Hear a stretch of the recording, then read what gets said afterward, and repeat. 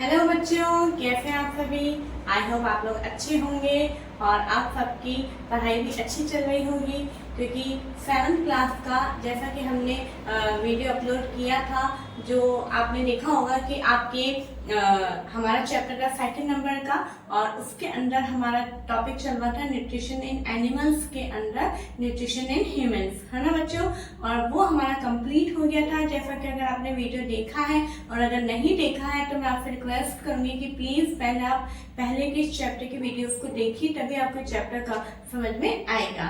Okay, और अगर आप इस चैनल पे एक बार फर्स्ट टाइम विजिट कर रहे हैं तो प्लीज आप इसे लाइक करिए, शेयर करिए और सब्सक्राइब करिए। ओके, तो मैं ये बताना चाहूंगी कि बच्चों आज ये वीडियो इस चैप्टर का लास्ट वीडियो है, लास्ट टॉपिक हम डिस्कस करने जा रहे हैं, ठीक है। और तो आप बिल्कुल प्लीज अपना नोट कॉपी, अपना पेन पेंसिल लेकर बैठिए और जो भी हमने यहाँ पे लिखा है उसको आपको अपनी कॉपी के अंदर नोट डाउन करना है। ओके, तो बिना टाइम वेस्ट करे हम सीधा टॉपिक के ऊपर जाएंगे।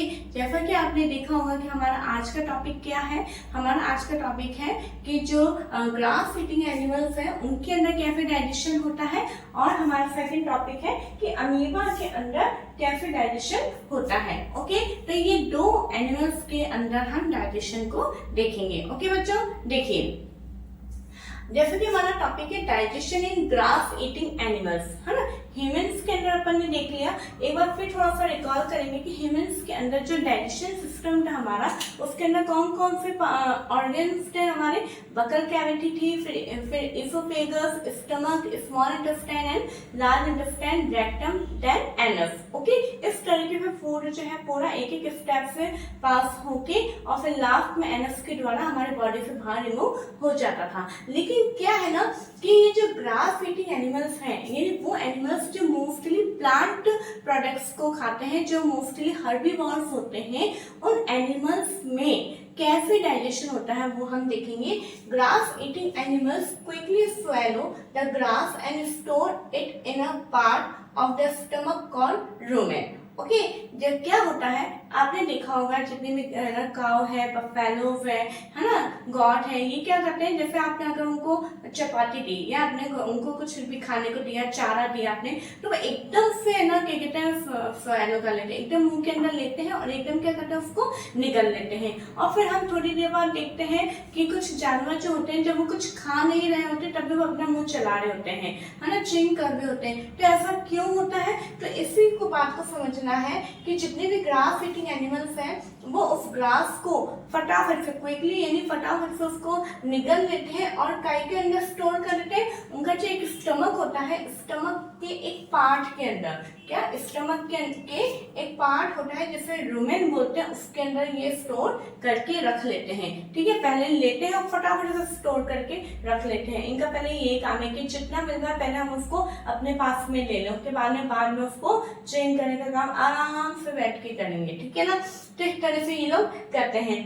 कितने स्मार्ट है ये लोग कि ना पहले हम जितना बटोर सकते उतना बटोर ले, बाद में बैठ के आराम से चेंज करेंगे।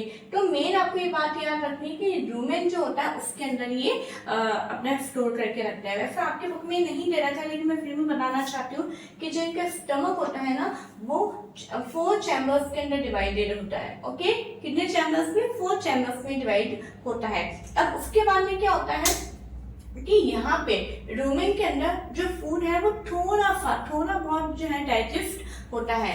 तो उस डाइजेस्टेड फूड को हम क्या बोलते हैं, कर्ड बोलते हैं। जैसे मैंने यहाँ पे अलग से लिखा है, the food gets partially digested and it is called curd. जो फूड है वो पार्शियली यानी थोड़ा बहुत ही डाइजेस्ट होता है रूमेन के अंदर, और उसको हम क्या बोलते हैं, कर्ड बोलते हैं। ओके, अब ये कर्ड जो है जैसा कि मैंने बोला कि कुछ देर बाद जो है वो वापस अपने मुंह के अंदर ले लेते हैं।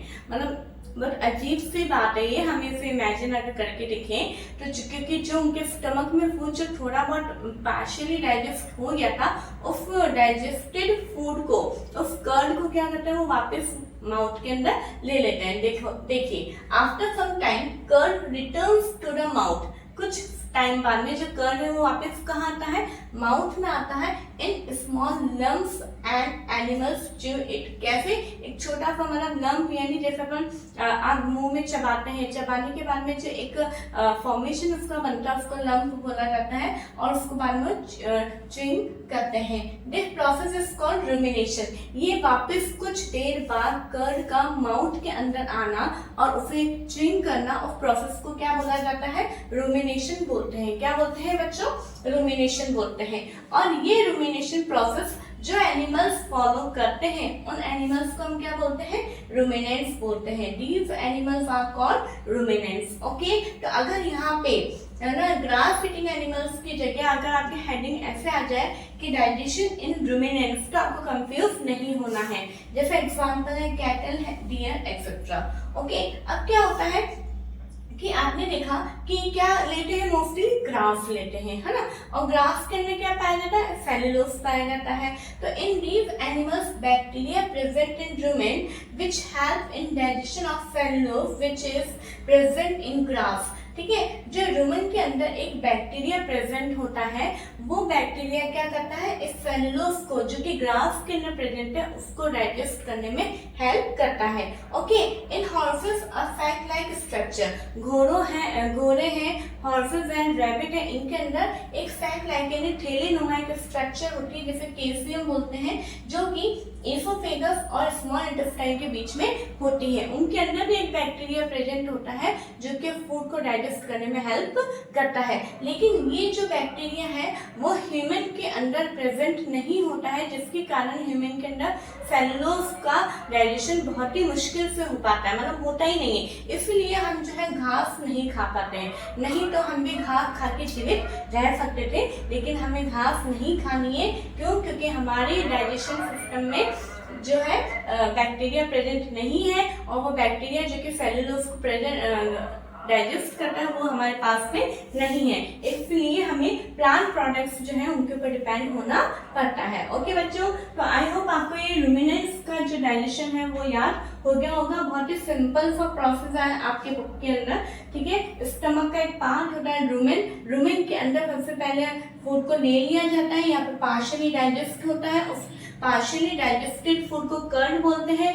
कुछ देर बाद कर्ड वापस माउथ में आता है, और माउथ में आने के बाद में उसको चबाते हैं, और इसी प्रोसेस को रुमिनेशन बोलते हैं। और जो एनिमल्स इस रुमिनेशन प्रोसेस को फॉलो करते हैं उन्हें रुमिनेंट्स बोला जाता है। ठीक है, और इनके रुमेन के अंदर एक बैक्टीरिया प्रेजेंट होता है जो कि ये ग्रास में जो कि सेलुलोज होता है उस सेलुलोज को डाइजेस्ट करने में हेल्प करते हैं। ओके, हॉर्सेस, रैबिट, ये जो एनिमल्स है इनके अंदर एक सैक लाइक स्ट्रक्चर होती है जिसे क्या बोलते हैं? कैल्शियम बोलते हैं। और वो उसके अंदर भी एक बैक्टीरिया प्रेजेंट होता है जो कि ग्रास को डाइजेस्ट करने में हेल्प करता है। परंतु ये जो बैक्टीरिया है वो ह्यूमंस में नहीं पाया जाता है। ओके, थोड़ा सा देखिए, मैंने 2-3 बार अपन ने इसको रीड किया, अब आराम से याद हो गया। जैसे मैंने अभी आपको बोल के बताया वैसे ही आपको भी अपने आप में रिपीट इसको करते रहना है हर टॉपिक को, ताकि आपको आराम से चीजें याद हो जाएंगी। ओके, अब देखिए, अब हमारा नेक्स्ट टॉपिक आता है feeding and digestion in amoeba. Amoeba के अंदर डाइजेशन और फीडिंग कैसे होती है उसको हम देखेंगे। अब सबसे पहले तो हमें देखना है कि अमीबा होता क्या है। Amoeba it is a microscopic single cell organism found in pond water. एक माइक्रोस्कोपिक ऑर्गेनिज्म है। माइक्रोस्कोपिक यानी जो कि हमें अपने नेकेड आई से दिखाई नहीं देता है, बहुत ही छोटा होता है, और इसको देखने के लिए माइक्रोस्कोप की जरूरत होती है, इसलिए इसको क्या बोला जाता है? माइक्रोस्कोपिक बोला जाता है। जब आप 8th क्लास में आएंगे तो आपके पूरे सेकंड चैप्टर माइक्रो ऑर्गेनिजम्स पर है वो आपको पढ़ने को मिलेगा। और प्लस ये चूंकि सिंगल सेल होता है यानी केवल एक कोशिका का बना होता है। आप देख पा रहे हैं मैंने यहाँ पे बनाया है, मतलब हमारा जो शरीर है, हमारा जो बॉडी है वो बहुत सारी कोशिकाओं से, बहुत सारे सेल यानी मल्टी सेल से मिलके बना है। लेकिन ये अमीबा जो है केवल एक सेल है ना, केवल एक सेल ही इसका अपने आप में पूरा एक बॉडी है उससे मिलके बना है। और ये कहाँ पाया जाता है? पॉन्ड वाटर में, यानी ये तालाब के पानी के अंदर ये पाया जाता है। ठीक है, अब इसके अंदर क्या होता है? It has a cell membrane. इसके अंदर एक सेल मेम्ब्रेन होती है यानी कोशिका भित्ति जो कि एक उसकी लेयर होती है। और राउंडेड डेंस न्यूक्लियस, उसके अंदर एक न्यूक्लियस यानी केंद्रक भी पाया जाता है। एंड बबल लाइक वैक्यूल, और ये बबल्स होते हैं। ठीक है, पानी के बुलबुले आपने देखे, उस समान इनके अंदर क्या पाई जाती है, वैक्यूल्स पाई जाती है, फूड वैक्यूल्स पाई जाती है। And in it cytoplasm. Cytoplasm क्या होता है बच्चों, जो ये सेल के अंदर एक लिक्विड प्रेजेंट होता है ना, जैसे हिंदी में कोशिका द्रव्य बोलते हैं, उसको अपन इंग्लिश में क्या बोलते हैं, साइटोप्लाज्म बोलते हैं। क्या बोलते हैं, सेल के अंदर, अगर सोचिए सेल के अंदर कुछ लिक्विड नहीं होगा तो ये बिल्कुल बेजान होगी, है ना। तो सेल के अंदर एक लिक्विड प्रेजेंट होता है जिसको हम बोलते हैं साइटोप्लाज्म, और इसी साइटोप्लाज्म के अंदर न्यूक्लियस प्रेजेंट होता है, फूड वैक्यूल्स प्रेजेंट होते हैं। ओके, अब ये करता है क्या है, इट हैव वन और more finger like projections called pseudopodia. इसके पास में एक या एक से ज्यादा फिंगर लाइक प्रोजेक्शंस प्रेजेंट होते हैं, जिन्हें हम क्या बोलते हैं, स्यूडोपोडिया। जैसे आप दिखाई दे रहे हैं, ये इस तरह से जो निकले होते हैं, इनको हम क्या बोलते हैं, स्यूडोपोडिया बोलते हैं, और या फिर इन्हें हम फॉल्स फीट भी बोलते हैं। अब हमारे पास तो फीट है, पैर है ना, लेकिन इनके पास में पैर नहीं है, ये इन्हीं की मदद से इस तरह से यूं रेंगता हुआ यूं चलता है। ठीक है, आपने कभी मटर में लट निकलती है ना, उसको कभी आपने देखा होगा मूव करते हुए, इस तरह से वो रेंगती हुई चलती है। इसी तरह से ये भी इन स्यूडोपोडिया की मदद से ये चलता है।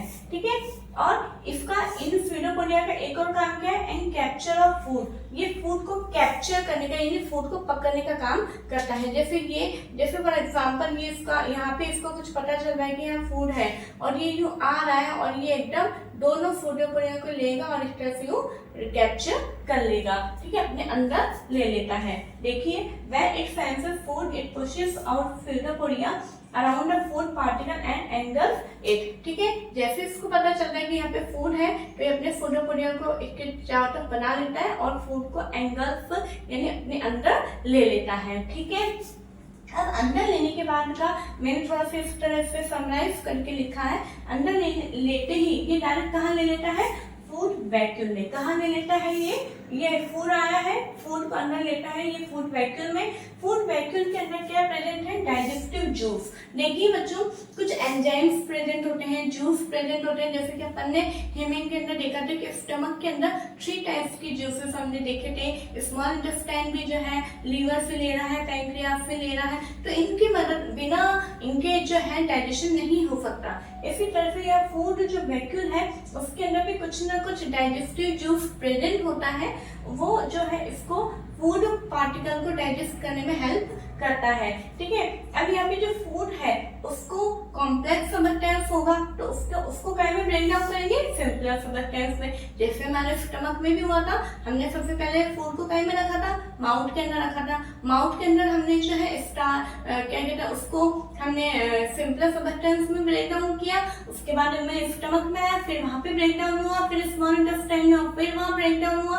तो यहाँ पे भी क्या होगा कि ये जो फूड पार्टिकल है फूड वैक्यूल के अंदर उसको सिंपलर सबस्टेंस में ब्रेक डाउन किया जाएगा, और जो सिंपल सबस्टेंस के रूप में जो प्राप्त होता है वो जो है वो काय में काम में आता है, ग्रोथ में। किसकी, अमीबा की ग्रोथ करने में हेल्प करता है, उसको मेंटेनेंस में हेल्प करता है, और उसको मल्टीप्लिकेशन और उसकी ग्रोथ करने में, उसके अंदर गुणात्मक वृद्धि करने में उसकी हेल्प करता है। ठीक है, अब यहाँ पे जैसे कि अपना जो वेस्ट मटेरियल लार्ज इंटेस्टाइन के द्वारा रेक्टम में आया था, रेक्टम के द्वारा एनस के द्वारा जो है बॉडी से रिमूव किया गया था, वही यहाँ पे भी क्या होगा, कुछ वेस्टेड बनेगा, अनडाइजेस्टेड फूड बनेगा, तो उसको क्या बोला जाता है, रेजिड्यू। तो उस अनडाइजेस्टेड रेजिड्यू को दूसरी वैक्यूल से जो है बॉडी से बाहर रिमूव कर दिया जाता है। ठीक है, इस तरह से बच्चों ये पूरा प्रोसेस होता है। आपने ये बात नोट करी होगी कि मैं इनके डाइजेशन को हमारे ह्यूमन बीइंग की डाइजेशन से रिलेट कर करके आपको बता रही हूँ। क्यों? क्योंकि इससे जो है आपको इन दोनों में जो है डिफरेंस पता चल जाएगा, ह्यूमन के अंदर और रुमिनेंट्स के अंदर एंड अमीबा के अंदर। ओके, तो यहाँ पे मेन हेल्प कौन कर रहा है, स्यूडोपोडिया। फूड कहाँ आता है, फूड वैक्यूल के अंदर आता है। ठीक है, यहाँ पे जो है स्टमक के अंदर एक रुमिन पोर्शन है, उसके अंदर डाइजेशन होता है। तो ये सारी चीजें जो है आपको अच्छे से समझ में आ गई होगी, आई होप। और ये जिस तरीके से मैंने लिखा है उसी तरीके से बच्चों प्लीज आप इसको लिखिए, ताकि इस तरीके से लिखने से क्या होगा, आपको चैप्टर को समझने में काफी हेल्प मिलेगी। ओके, तो अगर आपको ये चैप्टर समझ में आया है। अगर इस चैप्टर में कोई भी प्रॉब्लम है आपको तो प्लीज एक बार आप कमेंट बॉक्स में लिखिए। उस टॉपिक पे मैं वापस एक और वीडियो बना दूंगी, कोई दिक्कत नहीं है, लेकिन आप जरूर से मुझे बताएं। और अगर ये वीडियो आपको अच्छी लगी है तो इसे आप लाइक करिए, शेयर करिए, क्योंकि इस वीडियो के साथ में आज हमारा सेकंड चैप्टर यहाँ पे कंप्लीट होता है। अब हम थर्ड चैप्टर हम देखेंगे। ओके बच्चों, तो अगर अच्छी लगी है तो आप कमेंट में जरूर लिख के बताएं कि हाँ आपको समझ में आ रहा है या आपको हेल्प मिल रही है या जिस भी तरीके से, और अच्छा लग रहा है तो आप प्लीज इसे शेयर करिए, लाइक करिए और सब्सक्राइब करिए। Okay, thank you.